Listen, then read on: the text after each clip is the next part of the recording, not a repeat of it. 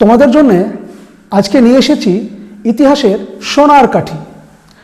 কেন সোনার কাঠি বললাম? তোমরা এখনো যারা ভাবছো যে ইতিহাসের বড় প্রশ্ন অর্থাৎ 4 কিংবা 8 এই প্রশ্নগুলোর উত্তর বা এই প্রশ্ন বা নোটস তোমরা এখনো পর্যন্ত যারা রেডি করতে পারোনি, অথচ তোমাদের পরীক্ষা একদম দোরগোড়ায় কড়া নাড়ছে এবং তোমরা ভাবছো যে আমি তো কিছুই পারবো না, কিছুই করিনি, কিছুই লিখিনি, তাহলে আমি তো শেষ, অর্থাৎ আমি মারা গেছি। এই যে একটা ব্যাপার যে আমি কিছু লিখতে পারবো না, তোমরা অবশ্যই এরকম যারা ভাবছো তারা অবশ্যই আমার ইতিহাসের সোনার কাঠি এটা স্পর্শ করো, দেখো তুমি আবার পুনরায় জীবন ফিরে পাবে। তাই তোমাদের এই সমস্যা দূর করার জন্য আজকে আমি নিয়ে এসেছি তোমাদের জন্য 8 মার্কের সাজেশন, অত্যন্ত গুরুত্বপূর্ণ সাজেশন। 3টে প্রশ্ন তোমাদের পরীক্ষায় আসে, সেই 3টে প্রশ্নের মধ্যে তোমাদেরকে একটি লিখতে হয়। সেই ইতিহাসের সোনার কাঠি দিয়ে তোমাদেরকে আমি সেই 3টে গুরুত্বপূর্ণ প্রশ্ন বলে দেব এবং সেই গুরুত্বপূর্ণ প্রশ্নগুলি তোমরা দেখলে অবশ্যই সেখান থেকে তোমরা কমন পাবে এবং তার সাথে তোমরা পরীক্ষায় লিখতে পারবে। তো চলো আর কোনোরূপ কোনো আলোচনা না করে সরাসরি আমরা মূল আলোচনায় চলে যাব।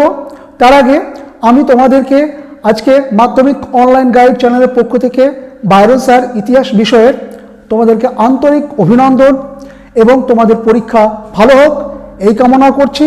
তো চলো আর কোনোরূপ কোনো দেরি না করে আমরা সরাসরি চলে যাব স্ক্রিনে, দেখে নেব কি কি প্রশ্ন আছে। আর তার সাথে বলে দিচ্ছি, আমি যে প্রশ্নগুলো এখানে তোমাদেরকে স্ক্রিনে দেখাবো, যেগুলো স্টার দেওয়া আছে সেই প্রশ্নগুলি অত্যন্ত গুরুত্বপূর্ণ এবং বাকি প্রশ্নগুলো গুরুত্বপূর্ণ। স্টার কেন? তোমরা এখনো যারা পর্যন্ত প্রস্তুতি নিতে পারোনি তারা অবশ্যই এগুলো করবে। বাকিগুলো যারা আছে, যারা প্রস্তুতি নিয়েছো, তারা দেখে নাও কোন কোন প্রশ্নগুলো তোমরা প্রস্তুতি নিতে পেরেছো এবং কোন কোন প্রশ্নগুলো প্রস্তুতি নিতে পারোনি। তো চলো সরাসরি স্ক্রিনে দেখো। প্রথম প্রশ্ন দেখে নাও এখানে, মাধ্যমিক সাজেশন 2025 বিষয় ইতিহাস মান 8। প্রথম প্রশ্ন কি আছে? 19 শতকে বাংলার নবজাগরণের বৈশিষ্ট্য, তাৎপর্য ও সীমাবদ্ধতা সম্পর্কে আলোচনা করো। এখানে দেখো 3টে বিষয় বলেছে, তোমরা অবশ্যই নবজাগরণের এই বৈশিষ্ট্য, তাৎপর্য ও সীমাবদ্ধতা এগুলো দেখে রাখবে। কেমন? চলো পরবর্তী প্রশ্ন। দ্বিতীয় প্রশ্ন, বিংশ শতকের ভারতে উপনিবেশ বিরোধী আন্দোলনে বামপন্থীদের ভূমিকা আলোচনা করো। প্রশ্নটি অত্যন্ত গুরুত্বপূর্ণ তোমাদের মাধ্যমিক 2025 সালের ইতিহাস বিষয়ের 8 নম্বরের প্রশ্নের ক্ষেত্রে। দেখো এখানে আমি স্টার দিয়ে দিয়েছি। চলো পরবর্তী প্রশ্নে। লেখায় ও রেখায় ভারতীয় জাতীয়তাবোধের বিকাশ আলোচনা করো। দেখো লেখায় ও রেখায় প্রশ্নটি অত্যন্ত গুরুত্বপূর্ণ।